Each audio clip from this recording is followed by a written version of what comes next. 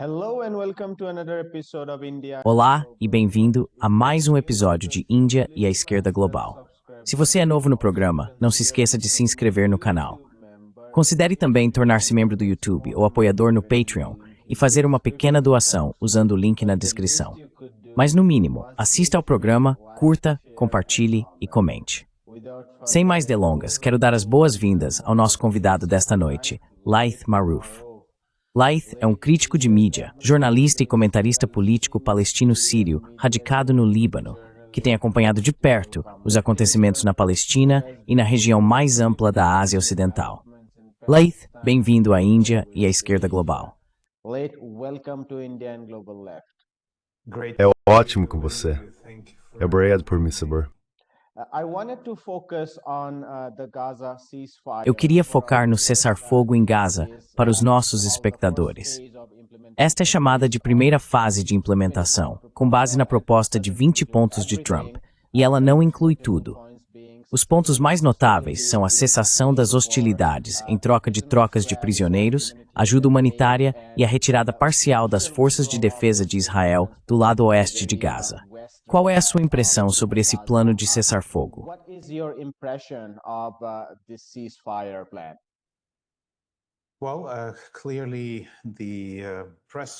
Bem, é claro que a coletiva de imprensa que Trump realizou com Netanyahu, declarando sua proposta de 20 e tantos pontos que incluíam o desarmamento e a dissolução do Hamas, e a nomeação do vice-rei do Império, o criminoso de guerra Tony Blair, como governador do campo de extermínio de Gaza, foi por água abaixo. Tudo não passou de uma guerra psicológica, na esperança de que o povo palestino e a resistência palestina cedessem à pressão.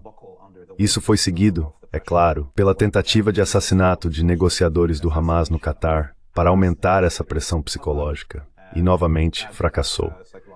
Então, o que temos agora é a mesma proposta que o Hamas apresentou em 8 de outubro de 2023, uma troca de prisioneiros de guerra e o fim das hostilidades.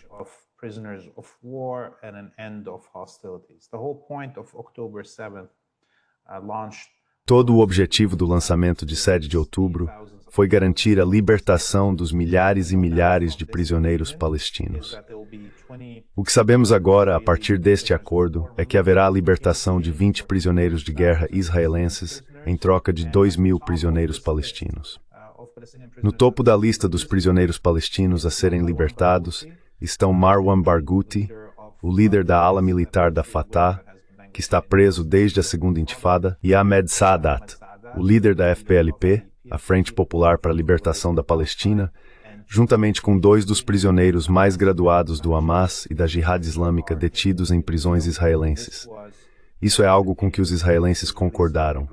É um grande sucesso porque mostra que o Hamas prioriza os prisioneiros de todos os grupos na Palestina que estão nas prisões israelenses.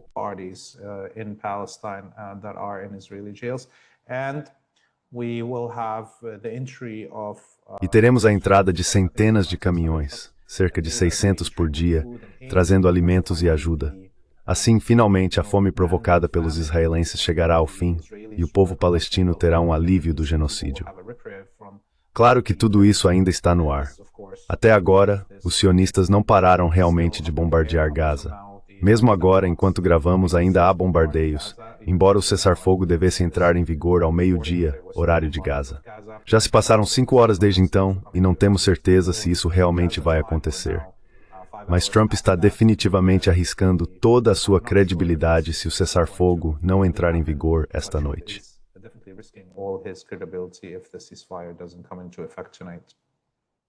Hazem Qassem, Hamas's spokesperson, Hazem Qassem, porta-voz do Hamas, acabou de dizer à Al Jazeera que os israelenses já começaram a manipular a lista de prisioneiros que você mencionou.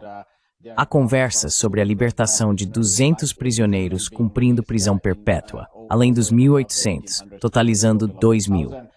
Ele também afirmou que os israelenses estão, de modo geral, voltando atrás em alguns dos procedimentos acordados com os negociadores. Muitas pessoas estão céticas quanto à possibilidade de o cessar-fogo se manter, e voltaremos a falar sobre o que está em jogo, além disso.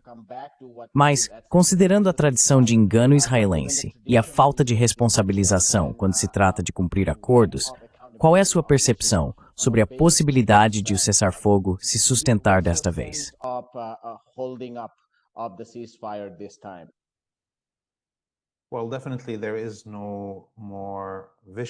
Bem, definitivamente não há pessoas mais cruéis e, sabe, menos confiáveis neste planeta do que a elite israelense e o governo israelense. Isso, sabe, poderia ser estendido, em certo sentido, a toda a elite ocidental. Temos um histórico de centenas de anos de tratados com nações indígenas nos Estados Unidos, no Canadá, nas Américas e na Oceania, que foram violados repetidas vezes. Praticamente não há tratado que os Estados Unidos tenham realmente cumprido. Então, this is a step for historic forward. En nou step porque hermana consporic line e lautedinizis splendorcent. Beyond genocide for 2 years. What we saw is a besieged. O que vimos foi um campo de extermínio sitiado que resistiu por 2 anos ao poder combinado do Império Sionista Ocidental governado a partir de Washington, D.C. Todo o seu poder militar, todo o seu poder financeiro, todo o seu poder de propaganda. Gaza não apenas resistiu a eles, mas os derrotou. Veja essa realidade, 2 anos, e as hordas do Ocidente ainda não conseguiram entrar na cidade de Gaza. Se a guerra tivesse continuado por mais tempo, levaria pelo menos mais 2 anos apenas para ocupar a cidade de Gaza. E enquanto isso acontecia ao longo desses 2 anos, além da derrota militar em Gaza, da derrota militar no Líbano, da derrota militar no Iêmen, da derrota militar no Irã, todo o Ocidente combinado sofreu a maior perda em mídia e propaganda da história humana.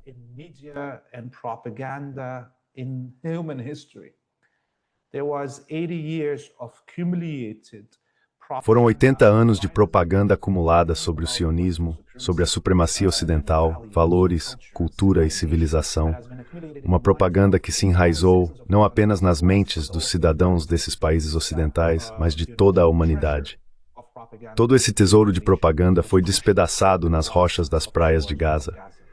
Hoje, os palestinos em Gaza, as crianças que sobreviveram a esse genocídio, serão reconhecidos pelo despertar em massa no Ocidente. Não sobre o sionismo, nem sobre a Palestina e sua história de colonização, mas sobre as verdadeiras estruturas de poder e controle dentro de suas próprias sociedades.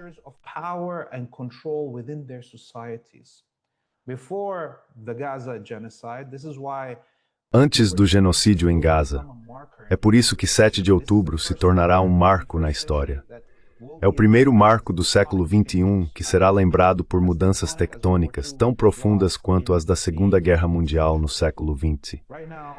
Neste momento, um cidadão dos Estados Unidos que antes desse genocídio acreditava que havia liberdade de expressão, que existia democracia, que podia eleger representantes e ter voz no progresso de sua sociedade, recebe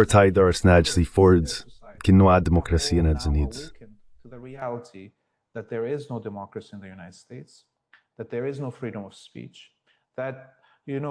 Não existe liberdade de expressão.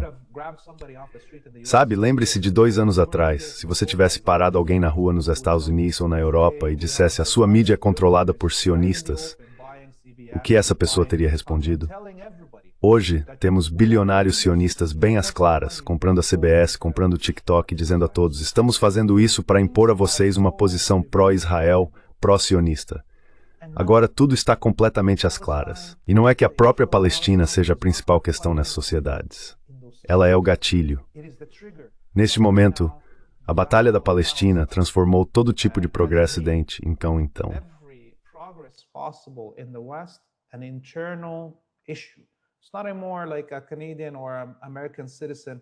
Já não é mais como se um cidadão canadense ou americano estivesse discutindo com seu governo sobre exportações de armas ou envolvimento em guerras no Iraque ou no Afeganistão. Agora é um cidadão canadense ou britânico lutando contra o próprio governo por direitos básicos. O genocídio em Gaza e o 7 de outubro mudaram o mundo inteiro de uma forma que torna impossível voltar atrás. É uma mudança tectônica.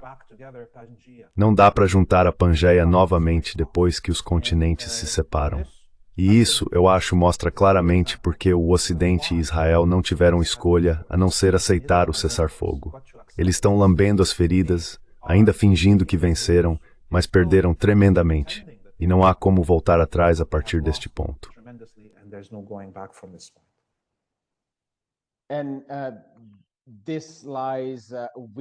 E isso se insere na tradição de Israel, aqueles protestos contra a guerra americana no Vietnã, a primeira onda de protestos contra a invasão do Iraque. Está dentro dessa mesma tradição de expor o império por meio da guerra que ocorre dentro da corte imperial. Na minha memória viva, o genocídio em Gaza foi o que mais contribuiu para despertar a opinião pública. Conheci muitas pessoas na Índia, em particular, que não tinham ideia da história da Palestina. Mas, por causa desse genocídio transmitido ao vivo, elas não conseguem deixar de acreditar, de estender sua solidariedade aos palestinos. E não apenas de estender solidariedade, mas de reconhecer a importância da luta palestina dentro da luta mais ampla anticolonial e anti-imperial em todo o mundo. Você mencionou essa percepção do cessar-fogo como uma vitória dentro de Israel.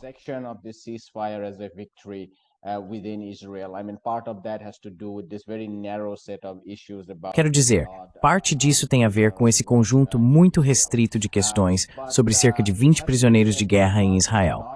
Mas é preciso dizer que o Hamas não concordou com a desmilitarização. Também tem sido muito vocal sobre a retirada total da ocupação, pelo menos de Gaza, o que Israel não se comprometeu a fazer. Eles estão falando em fases, e mesmo nas últimas fases, pretendem manter uma zona de segurança dentro do território de Gaza. E então, há as discussões sobre a reconstrução de Gaza após o genocídio, que é onde ouvimos falar dessa ideia de um Conselho da Paz, dos anos de mandato e assim por diante. Novamente, algo com o qual o Hamas não concordou. Então, se você pudesse detalhar um pouco esses pontos de impasse, porque a primeira fase é realmente muito parcial. Ela aborda apenas aspectos limitados do genocídio. Mas há questões muito maiores em jogo quando se pensa na causa mais ampla da liberdade palestina contra o colonialismo.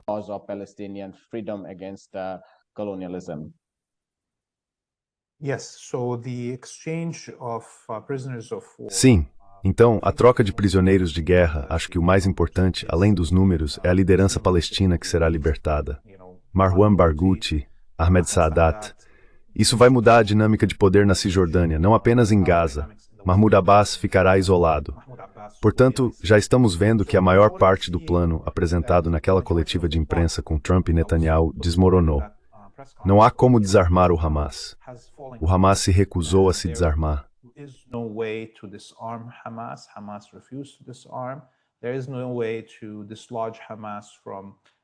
Não há como desalojar o Hamas do controle de Gaza, exceto por meio de eleições nos territórios palestinos.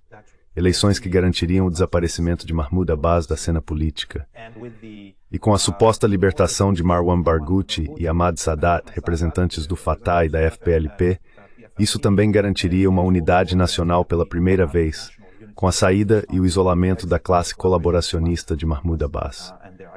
Portanto, para mim, isso é quismente um grande sucesso.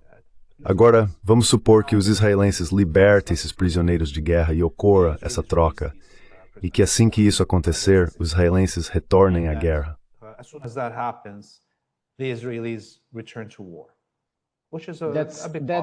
Foi isso que Smotrich declarou abertamente em sua conta no Twitter, que assim que a troca for concluída, eles devem iniciar sua missão de, como ele mesmo diz, a exterminação do Hamas e a desmilitarização total de Gaza.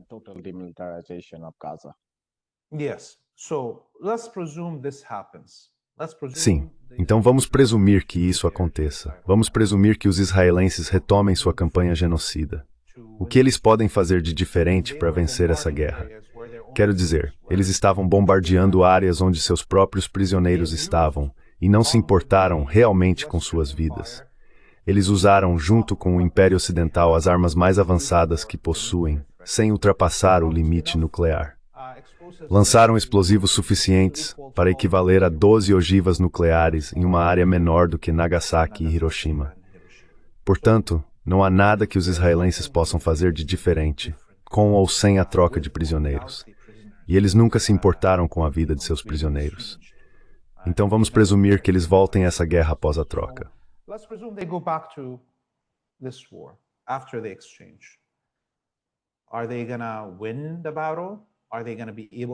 Eles vão vencer a batalha? Eles vão conseguir ocupar a cidade de Gaza? Vai levar pelo menos mais 2 anos para que consigam fazer isso. Eles não conseguiram, levaram 2 anos apenas para chegar às entradas da cidade de Gaza. Então, podem usar uma arma nuclear em Gaza? Não podem, porque todos os seus colonos também seriam irradiados, certo? Portanto, se voltarmos à mesma batalha, os resultados já estão determinados. Na verdade, eu diria que o único motivo pelo qual Trump se apressou em estabelecer esse cessar-fogo e aceitou a proposta do Hamas apresentada em 8 de outubro de 2023 é porque a batalha pela Palestina estava chegando a um momento crítico nas sociedades ocidentais.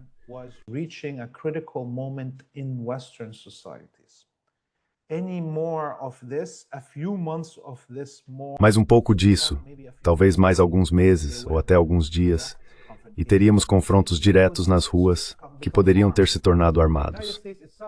Os próprios Estados Unidos já estão vivendo os primeiros dias de sua própria guerra civil, com a Guarda Nacional sendo mobilizada nas principais cidades e confrontos que vimos entre a polícia local, a Guarda Nacional, prefeitos, governadores e o presidente. Mesmo antes disso, tivemos Elias Rodrigues disparando balas na cabeça de 2 funcionários da Embaixada de Israel e os matando. Estávamos chegando ao ponto de revoluções totalmente armadas e militarizadas no Ocidente. A situação não está muito distante da que ocorre na Itália, na Alemanha e no Reino Unido.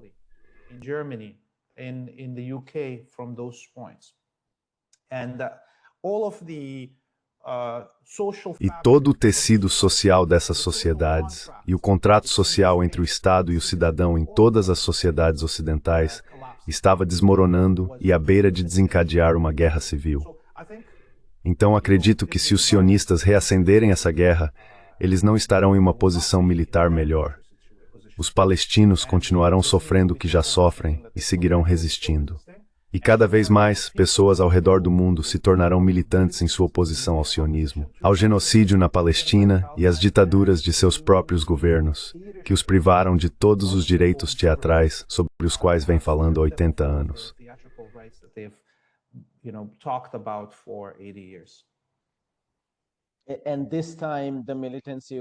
E desta vez, a militância seria muito mais intensa, considerando que eles não teriam, pelo menos na medida em que as pessoas antes acreditavam naquelas narrativas de propaganda. Você sabe, decapitações de bebês, violência sexual. Quero dizer, todas elas acabaram se revelando farsas, mas é preciso dizer que muita gente acreditou naquilo. Desta vez, se eles descumprirem suas promessas, nem mesmo essa narrativa de propaganda terão a seu favor.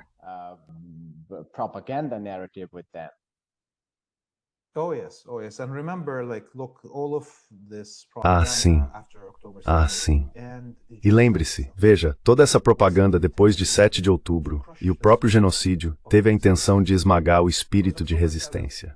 Porque 7 de outubro, quero dizer, ficamos meio presos nesse ciclo do genocídio. Mas sabe, pare um segundo e lembre-se de como a maior parte da humanidade se sentiu em 7 de outubro, quando esses palestinos sitiados, que nunca viram o mundo exterior em toda a vida, aprisionados perpetuamente por gerações, cruzaram aquele muro do apartheid com seus parapentes e tomaram 12 bases israelenses, matando ou capturando os 12 principais generais israelenses. Foi um dia glorioso para a maior parte da humanidade.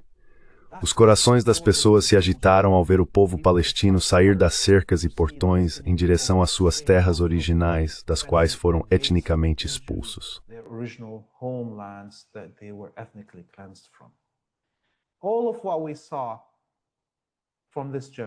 Tudo o que vimos desse genocídio e toda a propaganda criada pelos sionistas, desde o início até agora, foi feita para esmagar aquele momento de alegria em nossos corações, para nos fazer acreditar que não era real, assim como aquelas mentiras sobre bebês decapitados e estupros, ou para dizer que não valeu a pena porque há esse genocídio como resultado.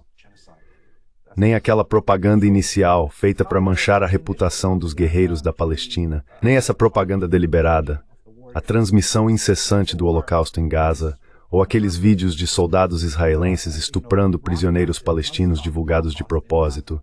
Nada disso foi acidental.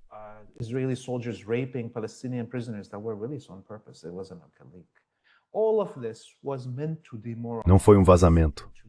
Tudo isso foi feito para nos desmoralizar, para nos fazer recuar como seres humanos, até mesmo de sonhar que podemos derrotar o sionismo, o imperialismo ou o colonialismo no século XXI.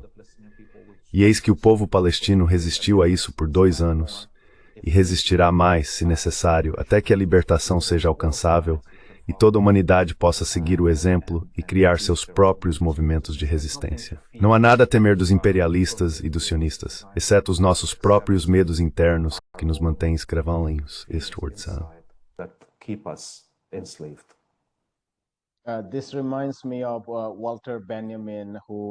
Isso me lembra de Walter Benjamin, o grande filósofo da tradição marxista. Acho que ele era alemão. Ele escreveu sobre a violência conservadora da lei exercida pelo Estado e sobre os aspectos de criação e preservação da lei.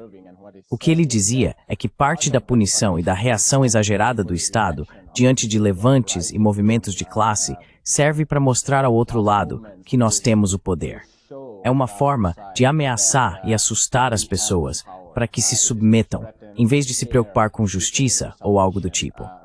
E parte do que os sionistas tentaram demonstrar foi justamente assustar o movimento de resistência para forçá-lo à submissão, o que nunca aconteceu.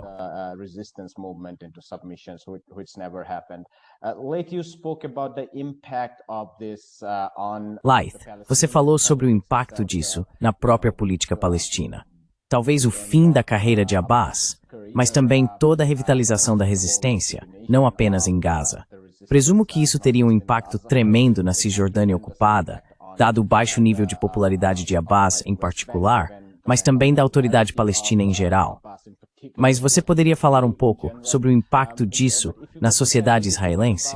Porque já estamos vendo perguntas sendo feitas dentro do próprio enquadramento sionista. Como, por exemplo, por que não aceitamos isso em 8 de outubro? Qual era o propósito de tudo isso? Poderia ter havido mais reféns, sabe? Reféns do lado israelense que poderiam ter sido salvos. Como você vê o impacto disso na própria sociedade israelense? How do you look at its impact on Israeli society itself?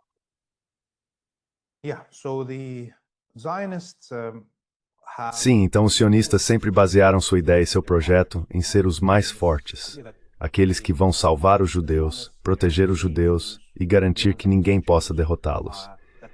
Eles tiveram todo esse império midiático e o apoio de impérios de fato. E sabe, agora tudo isso foi demolido. O lugar mais inseguro do mundo para os judeus é Israel como colônia. Nem os impérios da propaganda, nem os impérios militares que sustentam a colônia sionista podem salvá-la de seu destino. Então, na verdade, o motivo pelo qual o establishment sionista, Netanyahu e sua cabala, embarcou nesse genocídio não é apenas para incutir medo na vida dos palestinos ou de qualquer um que queira resistir a eles, mas para dizer, ei, nós somos o cachorro louco e imprevisível.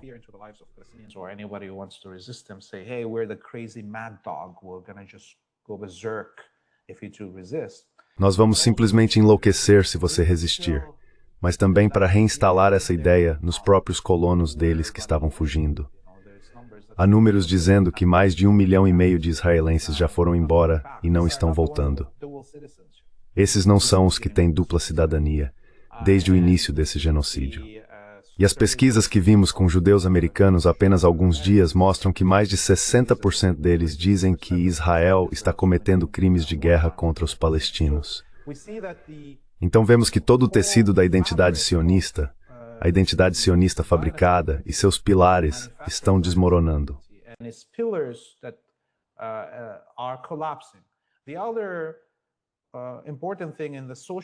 A outra coisa importante no contrato social de um Estado colonial, entre o Estado e o cidadão, é que o Estado colonial garante o seu direito de matar, estuprar, saquear, colonizar e roubar a terra e os recursos de uma pessoa indígena sem sofrer consequências por esses crimes. Esse é o principal contrato social de um Estado colonial com seus cidadãos. Pois bem, hoje os sionistas não podem, você sabe, fazer todas essas coisas sem consequências. E a consequência é a resistência contra eles, na terra da Palestina e em todo o mundo, sendo expulsos de restaurantes na Tailândia, na Espanha, onde quer que seja, sem poder ter um momento de descanso onde quer que vão, onde a bandeira da Palestina é mais presente do que as bandeiras de qualquer nação neste planeta.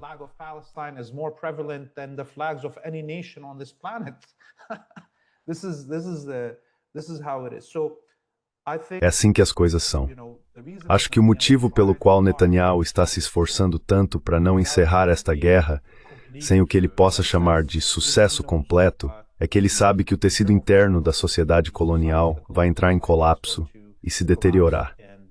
E já estamos vendo isso mesmo antes de um cessar-fogo. Vimos essas manifestações por 2 anos. Mesmo antes da guerra, elas começaram por causa do beco sem saída do projeto colonial.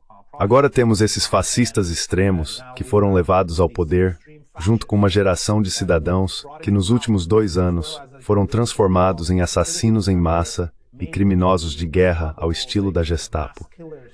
Eles vão ter que voltar para casa quando o cessar-fogo acontecer e vão começar a se devorar uns aos outros, culpando-se mutuamente por tudo isso.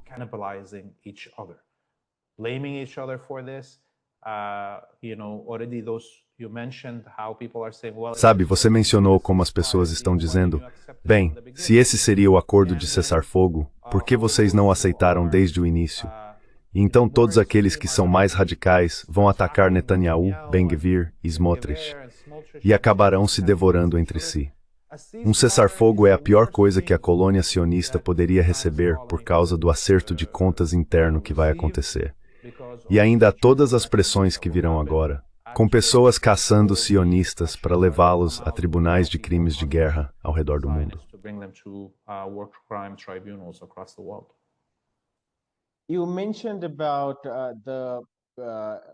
Você mencionou o objetivo de prisioneiros de guerra da Operação de 7 de outubro, que era libertar os reféns palestinos.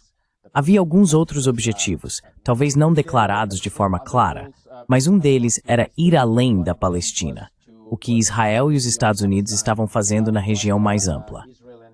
Isso às vezes é chamado de esforços dos chamados Acordos de Abraão, realizados durante o primeiro governo Trump.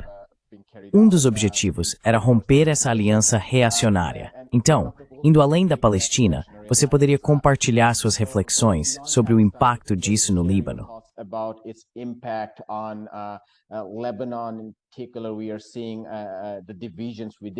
Em particular, estamos vendo as divisões dentro do Líbano piorarem por causa do que vem acontecendo na Palestina. Mas o Hezbollah está se mantendo firme. Sofreu ataques e perdas, mas se sacrificou pela causa. Também vimos o governo Ansar Allah no Iêmen enfrentando não apenas os sionistas, mas também os americanos, e então Israel sofrendo reveses do lado dos sionistas. Qual seria o impacto disso sobre o eixo da resistência, por um lado, e sobre a aliança reacionária sob o guarda-chuva dos Estados Unidos, por outro?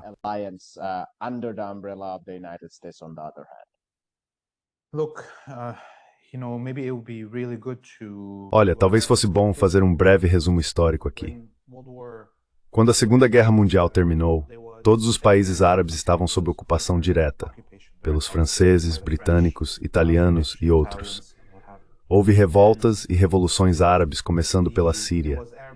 Em 1942, a Síria foi o primeiro país a conquistar sua independência e soberania por meio de luta militar contra uma potência colonial, mesmo antes de a China estar completamente libertada. Desde então, a luta tem sido entre as repúblicas árabes que escaparam do colonialismo e as monarquias árabes que ainda foram instaladas pelos britânicos, franceses e mais tarde pelos americanos, que garantiram sua sobrevivência enquanto combatiam a libertação e a unificação do povo árabe e a libertação da Palestina.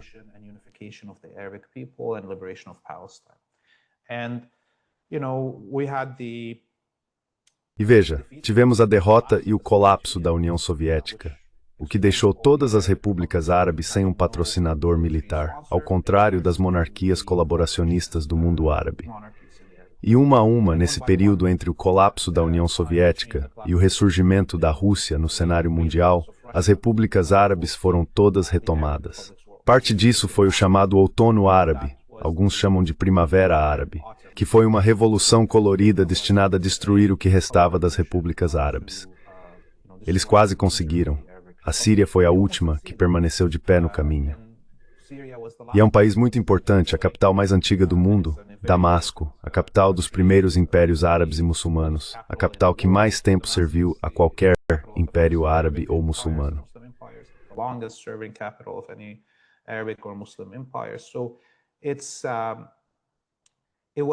Então esse era o alvo: tirá-la do eixo da resistência, abrir o caminho para que os regimes colaboracionistas e vassalos do mundo árabe deixassem a Palestina morrer sozinha. E claro, foi nesse momento que os acordos de Abraão foram divulgados, quando Trump entregou Jerusalém e as colinas de Golã a Israel, enquanto a Síria estava mergulhada em um banho de sangue. Com centenas de milhares de esquadrões da morte wahhabitas enviados do mundo árabe e muçulmano para destruí-la. Então, sim, o 7 de outubro chegou em um momento em que todos achavam que a Palestina estava morta.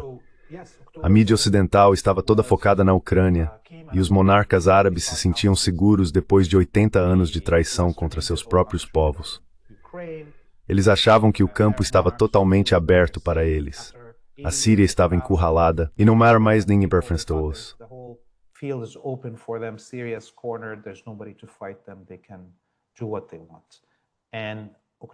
Eles podem fazer o que quiserem. E o 7 de outubro aconteceu e destruiu os acordos de Abraão.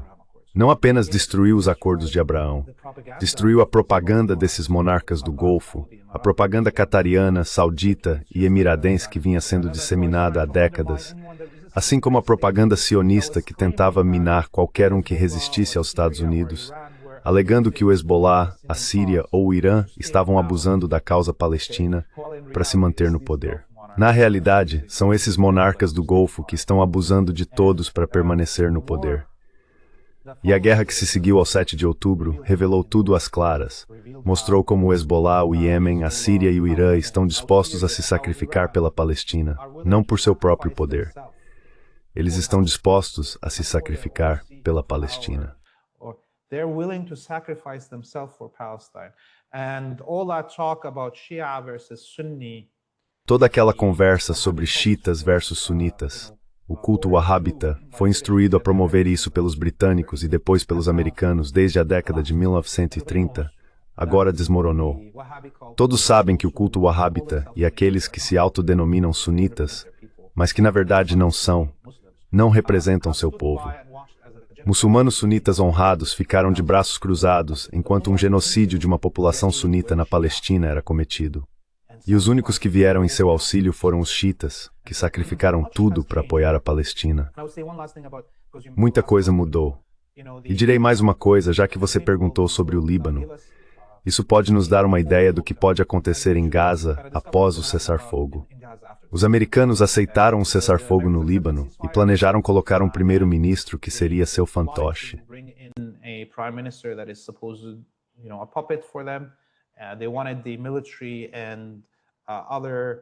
Eles queriam que o exército e outras milícias sectárias atacassem o Hezbollah, e todos esses planos fracassaram. Na verdade, a população do Líbano agora está mais unida.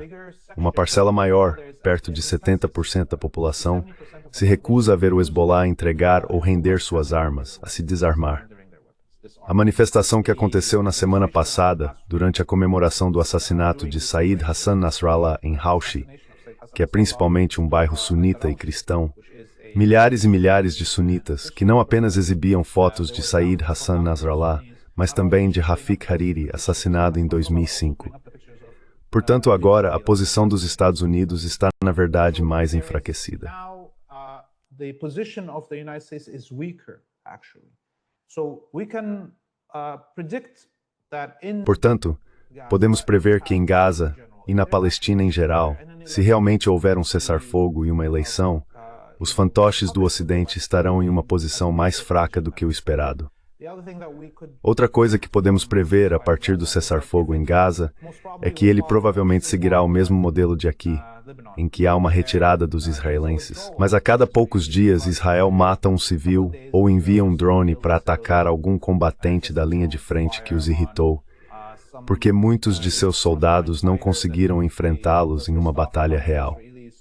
Então essas são as coisas que podemos aprender com o que aconteceu aqui no Líbano. Those are the things that we could learn from what happened here in Lebanon. Minha pergunta final é sobre a própria mídia. Temos visto a mídia alternativa ou independente desempenhar um papel enorme nesses últimos 2 anos. E mesmo antes disso. Não quero romantizar toda a mídia alternativa, porque ela não é composta exclusivamente por vozes que defendem a humanidade, o antirracismo, o anticolonialismo e assim por diante. Há também muito do lado reacionário. Mas ainda assim, a mídia tradicional perdeu grande parte de sua influência, especialmente nas notícias políticas, se não nas econômicas. Um dos desafios que a mídia alternativa enfrenta na cobertura econômica é que ela não está próxima dos centros de poder, não está próxima do Federal Reserve, não está próxima de Wall Street.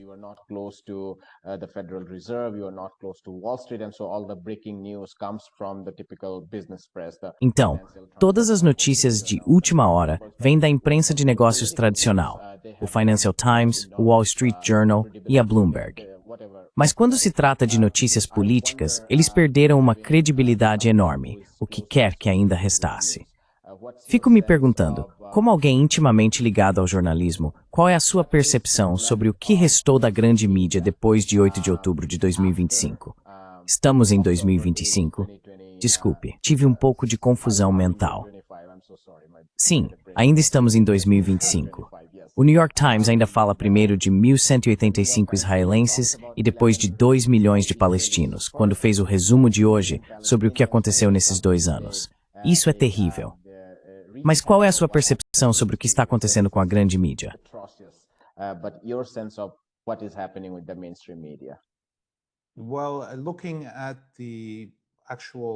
Bem, olhando para os números reais declarados por organizações que acompanham audiência e leitura e assim por diante, é claro que jornais como o New York Times, atualmente, têm um alcance muito pequeno em comparação com muitos blogueiros e criadores de vídeo no YouTube. Acho que o alcance deles é inferior a 200 mil leitores, New York Times, impresso e online. Então é um desastre para eles. Lembro que no Canadá, aliás, é parecido com a CBC, a Canadian Broadcasting Corporation.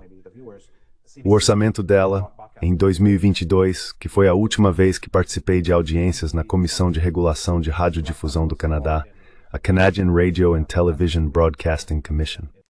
In Canada, the Canadian Radio and Television Broadcasting Commission. Their reach for their national news. A audiência do noticiário nacional deles às 18, que é o programa mais assistido que a CBC tem, foi de menos de 30 mil telespectadores. Ok, este é um país de 35 milhões de pessoas. Então isso já estava acontecendo antes desse genocídio. Porque, veja bem, acho que lentamente, após o colapso da União Soviética, a ideia de que não havia competição para a ideologia deles se enraizou tão profundamente nas mentes da elite ocidental e de seus propagandistas. Bem, não há competição para mim, então direi o que quiser.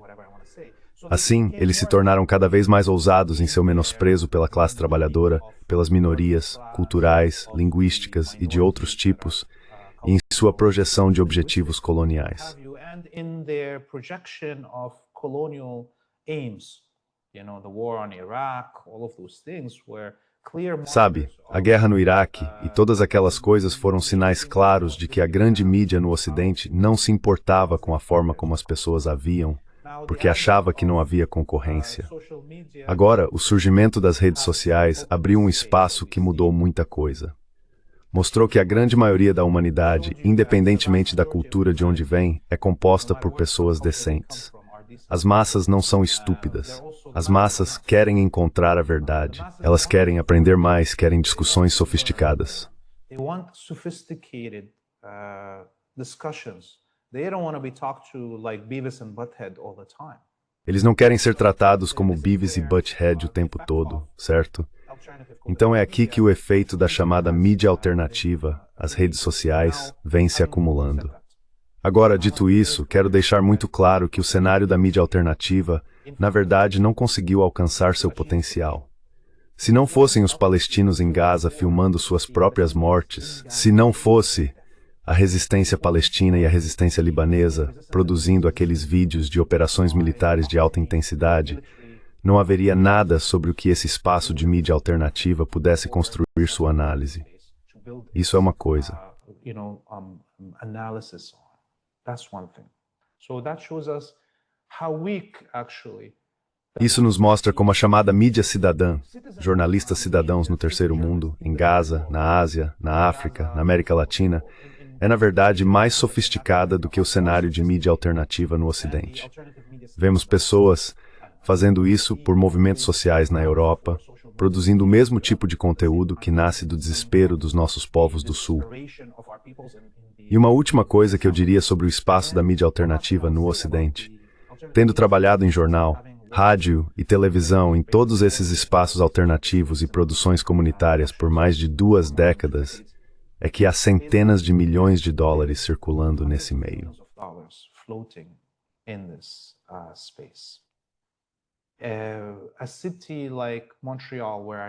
Uma cidade como Montreal, onde eu morei, tem 6 rádios comunitárias, cada uma com um orçamento de $500 mil ou mais por ano. Há 4 universidades e em cada campus existem 4 jornais, cada um com um orçamento de $500 mil ou mais. Some a isso os jornais comunitários e a televisão comunitária. Assim, uma cidade como Montreal, com apenas cerca de 1,5 milhão de habitantes, gasta mais de trilhões de dólares anualmente em mídia comunitária e alternativa. Os orçamentos das emissoras de televisão nacionais são menores do que em países 10 vezes maiores. Que absurdo. Qual é a origem de todo esse dinheiro?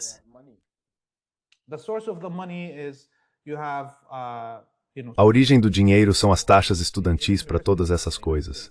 Nas universidades, também nos Estados Unidos, os estudantes pagam uma taxa para a rádio do campus e para o jornal do campus. Há também assinaturas, além de bolsas e financiamentos do governo do Canadá ou dos Estados Unidos, ou ainda do estado ou da cidade e assim por diante. Portanto, é claro que muito mais poderia ser feito com esses recursos. Infelizmente, grande parte desses recursos tem sido, ou há muito tempo vem sendo, controlada por carreiristas que chegam com uma fórmula pronta. A programação já está definida. Nada vai mudar. Eles apenas empurram papéis, aparecem diante de algo, repetem o mesmo conteúdo que é repetido em todo lugar e não se importam.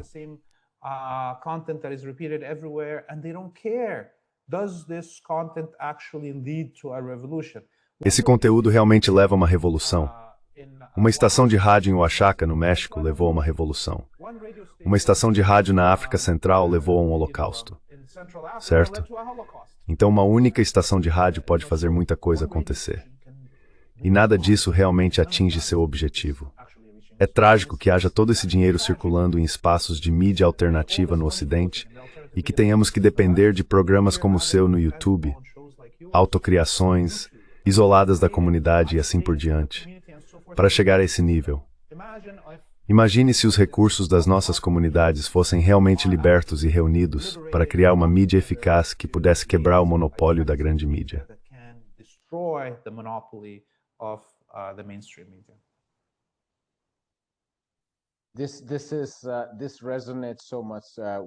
Isso ressoa muito conosco. Recebemos mensagens de nossos assinantes, em grande parte do Ocidente, porque no Sul global as pessoas não têm muito dinheiro para realmente pagar por mídia independente. E nem deveriam, já que não temos grandes custos de produção de qualquer forma. A maioria dos nossos convidados participa gratuitamente. Dito isso, as pessoas no Ocidente que assinam frequentemente dizem: "Acabei de cancelar minha assinatura do New York Times para assinar o seu canal." Isso nos causa uma sensação ambígua, porque, por um lado, é bom ver que a grande mídia está perdendo seu controle propagandístico.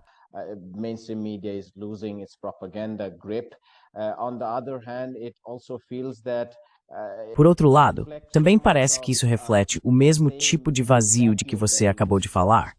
Porque se as pessoas precisam depender de nós para obter boas informações, então o mundo todo está, de certa forma, muito falido. Ironicamente, já que não temos nenhum recurso. Nós basicamente dependemos de reunir vários fios e segmentos, pedaços e fragmentos daqui e dali, além do excelente grupo de convidados que temos. Mas acho que isso é verdade. Canais pequenos, com poucos recursos, estão se saindo muito melhor do que grande parte da mídia alternativa no Ocidente, que está sentada sobre pilhas e pilhas de recursos. Vamos encerrar por aqui, Laith. Esta foi nossa primeira interação. Aconteceu um pouco mais tarde do que havíamos planejado, mas muito obrigado pelo seu tempo. Achei que era uma boa ocasião para recebê-lo pela primeira vez. Muito obrigado. Muito obrigado por me receberem. Espero voltar novamente, claro. Hi, my name is Ayushman. Oi, meu nome é Ayushman. Eu, junto com Mudyar Jyothman, começamos esta plataforma. Nos últimos 2 anos, temos tentado produzir conteúdo para as forças de esquerda e progressistas.